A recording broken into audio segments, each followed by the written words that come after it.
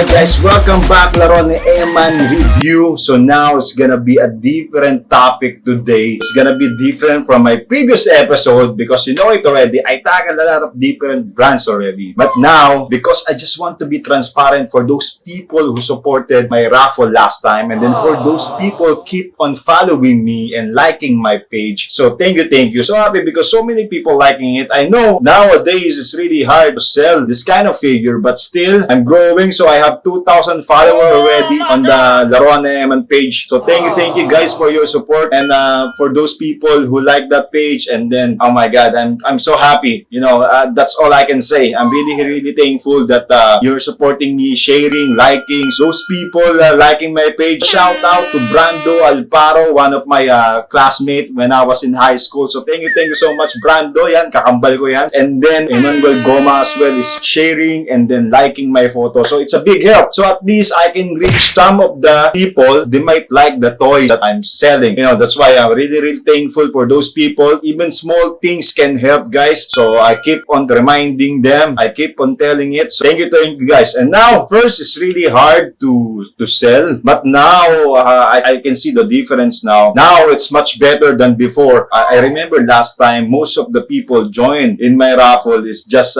you know, my friends. They're not into action figure, but still they supported me. Now, little by little, some people new to my page and then they are joining. So I'm really happy. The news is spreading now. So now, what I'm going to do, I'm going to review my own figure. This is my own figure, guys. I have a partner with this one, so we're building up this kind of lines. LNE Custom or Laruan na Eman Custom, and then it's 3A from the 3A head. I'm trying to promote this. So I'm running this business for 2 months already. You know it already. I'm jobless, so I need to find a way on how to make money, guys. Now, I'm really happy because, you know, even though that all of my money, most of our money is outside, the good thing is I'm really happy for what I'm doing right now. So it's like I'm just playing, guys. Imagine, you know, I'm building toys. That's the best job ever, guys. Before I'm gonna review this one, so as you can see, I have my own shirt already. So this one is Collector Conectado shirt. Kinikilig ako, guys. Pag nakikita ko yung LNE, di ba? Sino ba yung LNE? So guys, Laruan na Eman. So yun po, we have a collaboration with Ink Athlete. I'm so happy, guys. I'm really happy on what my friend did in this shirt. So as you can see, put you know, gas mask. So nice, di ba? Pang COVID na COVID protection. Pag sinuot mo tong shirt na to, maproprotektahan ka na rin. Hindi ka magkakaroon ng COVID kahit di ka magmask.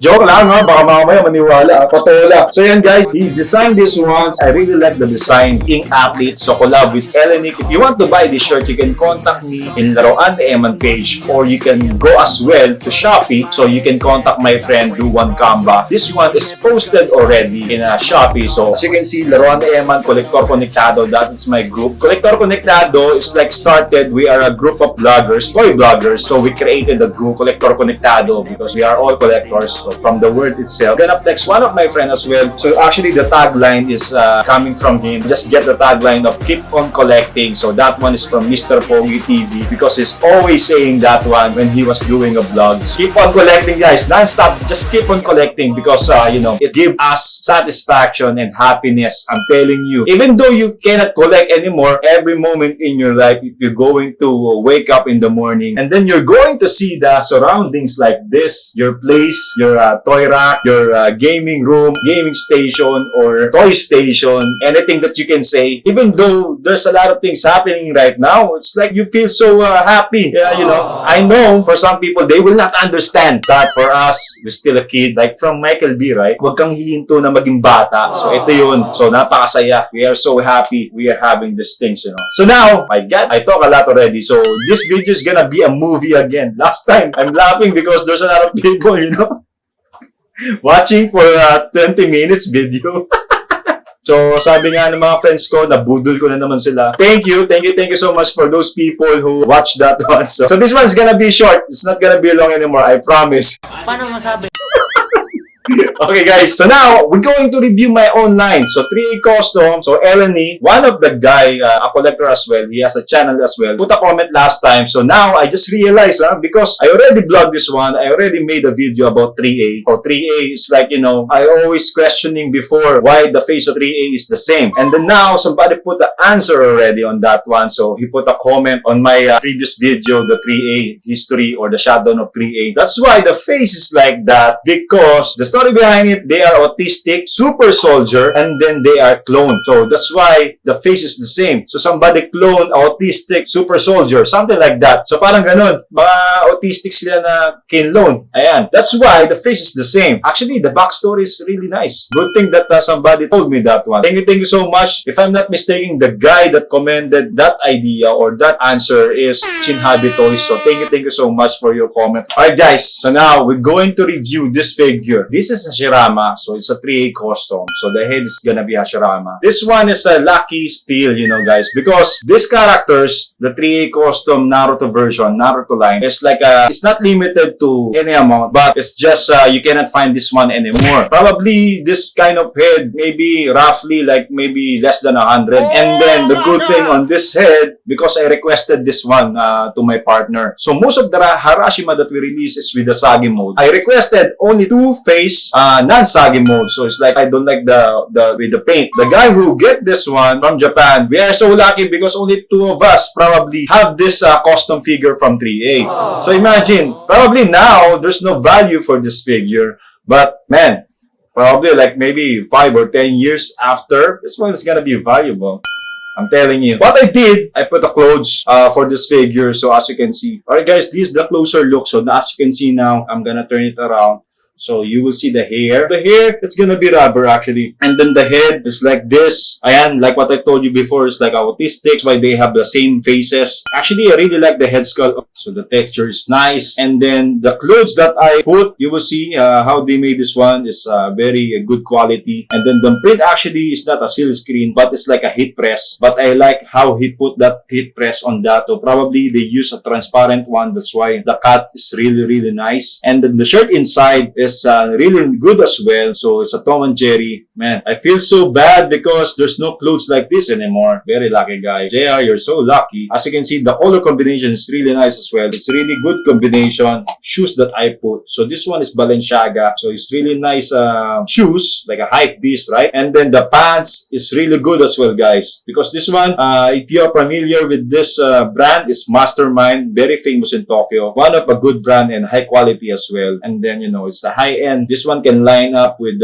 some of the famous brand nowadays. Nice, right? At the back, it's really good. Actually, the quality, and then they use it's very easy to take it off. I just made this one the buckle so I can put the bag. So the bag as well, put it there. So it's like to add a little bit of details with the accessories. So the packet is fully functional. All of the packets is fully functional, as you can see on the Tom and Jerry packet or this, long sleeve. Very realistic, guys. That's why I really love this kind of figure. The clothes of the real person. And then the accessories, this one is like a wooden stick. Some of the characters using this one is the Monkey King. This one is not a wood. It's like a plastic. They just color it like a wood type. And then the gun. So I want to put a hype beast, so I put a gun. I know they don't have gun in Naruto, right? They always use kunai or some other stuff. But this one, because I'm making this one like a hype beast style. So that's why I put a gun. So this one is a really nice gun. Actually, the detail is not that much. Hopefully, someday I can color them up. So let's see. Because, we're still learning in this line. I hope someday we can do that one as well. So nice. Really nice, right? This is one of the clothes that, I really love. This clothes, actually, I just bought it for myself.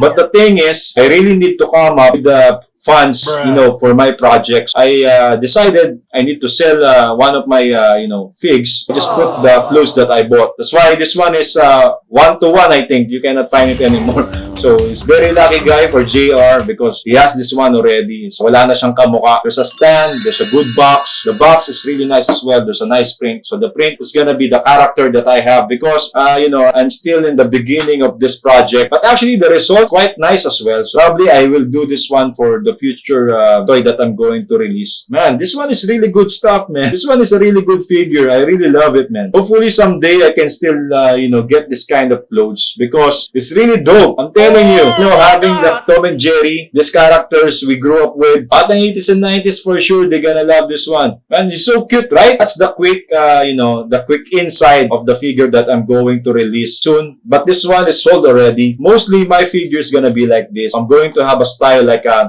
character with a hype beast clothes. Hype beast, actually I really don't know the meaning of hype beast, but I think hype beast is like putting some stuff that, it's like a beast, like the forma is the best. What's the forma in the fashion? Yeah, there you go. The fashion is like, very hype. It's like out of this world passion, something like that. Alright guys, thank you so much. Thank you so much for watching. I hope you like the video. So that one is an honest review for my toy line that I'm releasing. So I have a lot of different kinds of characters. So I'm gonna announce it soon. So malapit na, malalason na kayo. Oh my God!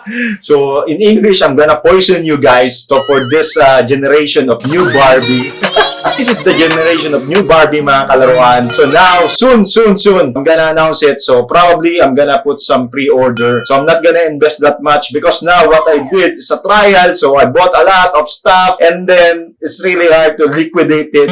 Nasasaktan na ako. Next time, I'm gonna pre-order that one. So at least I'm gonna have a tally of people that just wanted to have those figures. Soon, you're gonna be surprised for those character I'm going to release soon. Thank you so much for watching. And then once again, if you want to buy my shirt, Collector Conectado, Eleni collab with Ink Athlete, it's gonna be available, or it's available already in Shopee if you want to order that one, or you can contact directly my page, Laruan ni Eman. That one is a full shirt related to toys if you are a collector, so you can wear this one, and then you're gonna bring my name, Eleni. Wait, pag sumigat ako, gusto mo, autograph ako na yan, para atin kapalampis, nagbubuhat ng bangko.